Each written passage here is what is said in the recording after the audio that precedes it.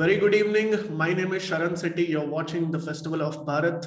We are joined by somebody really special today, Mr. Frank Rausan Pereira. We've all grown up seeing him on television on Rajya Sabha TV. Now he's the editor-in-chief of Bharata First. So, namaskara. Thank you so much for joining us. Namaskara, namaste, Sharan. It's a pleasure to be here. Thank you so much for having me on your platform. Wonderful being here. Really appreciate it. It's our pleasure to have you here too. And we are going to discuss a lot of things because especially we students have been seeing your shows on Rajya Sabha TV and we've grown up watching a lot of your episodes. So it's been very instrumental in shaping our policy views, etc. And on that note, let me ask you my first question. What drew you into journalism? That's a long story. So I was always interested in sports and I was very good at it.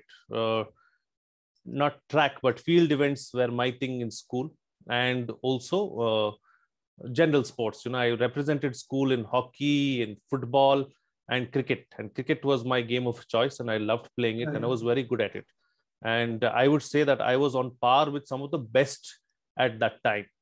But unfortunately, I did not have a godfather to push me through the system. So I was always somewhere in the background and never in the forefront because I didn't have that person to take me forward.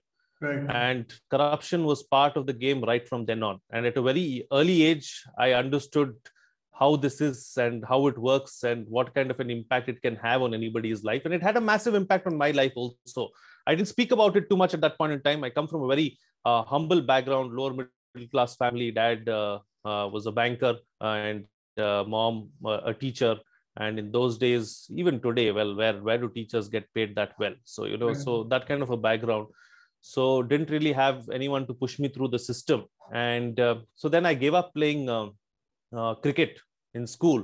And I started playing basketball after that. And I was very good at that as well. And I represented my college, which you told me was your alma mater also. So Christ University. It was Christ College when I was there. Now it is Christ University. So I represented college as well. And that's when I decided, when I decided that I couldn't get through the system, that maybe sports is not my thing. I need to start looking at a second career option.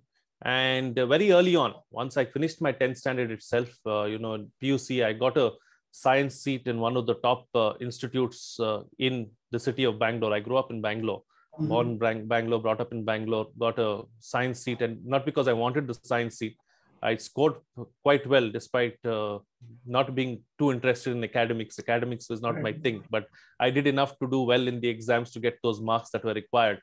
And when I had asked a cousin of mine actually to bring a form from college to fill up the form, he brought a science form thinking that, because in those days, everyone either wanted to do medicine or engineering. It still is the case, I guess, but nowadays we have a few more options. Right. So science and medicine was the only thing. So I filled up, since that form was bought, 100 rupees was paid for that form back then. It was quite a bit of money.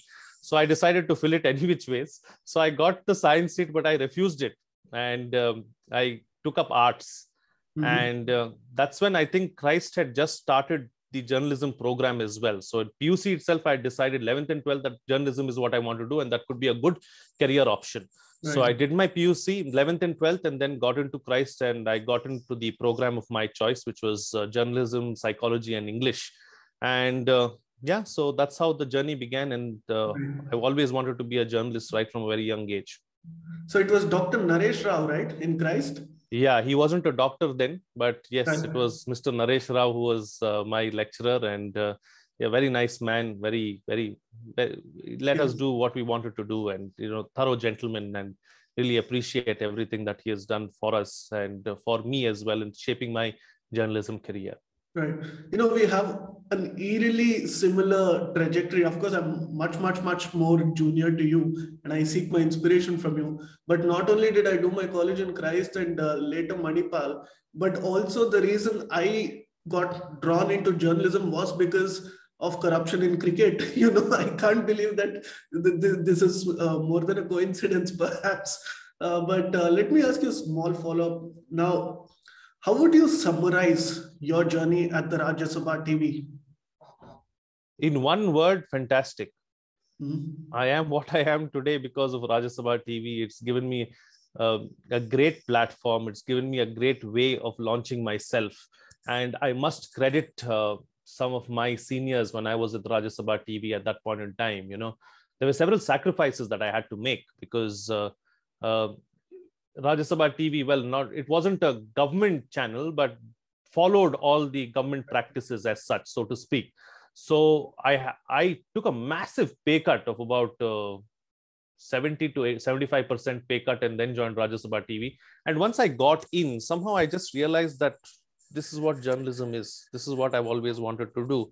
Right. So I worked so till they could actually absorb me into the system, till we could go through that entire process of getting me on the proper payrolls. Mm-hmm. I worked for about 1/3 of my salary that I was already drawing in the private sector. So sacrifices had to be made. It was a tough time in life as such, you know, to be going through. Imagine if you're earning $1.5 lakh and suddenly you come down to 50,000, your lifestyle changes completely. It becomes very difficult.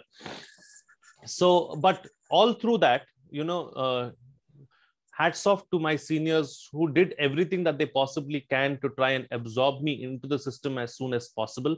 But unfortunately, there's so much red-tapism in our administration and in our administrative setup that despite the best efforts of some of the topmost people at the organization at that point in time, it took them a good 16 to 18 months to absorb me into the system full time. And that's how it was. But despite all of that, the kind of opportunities that I got, you know, to travel with the Prime Minister, to travel with the Vice President around the world, and to get an experience of what it is, first-hand experience and feeling of getting information while you're there. You know, you can read how much ever you want to. You can read 100 books on China, but that one visit to China gives you more information than the 100 books would have given you, right? So that's how it is. So then also big picture. I mean, whatever it is I am today is because a big part of that goes to big picture and the kind of opportunities that I got there as well.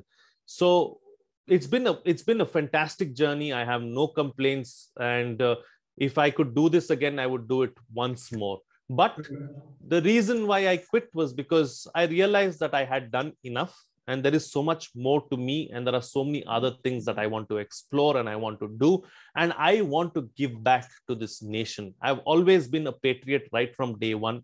I've always, wanted to stay in the country, to work for the country, to work for the youth, and put my best foot forward. With my background and with a name like mine, I could have gone to any one of the Western countries long time back.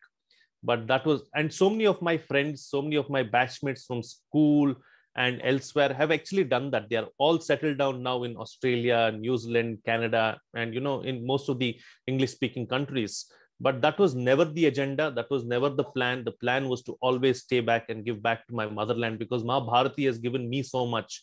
It is only right for me to give back a little of what I've taken from her. Please remember to subscribe to us and switch on the notifications for this channel. For our other social media links, more content, and to support our work, please visit citti.net. Dhanyavad. Namaskar.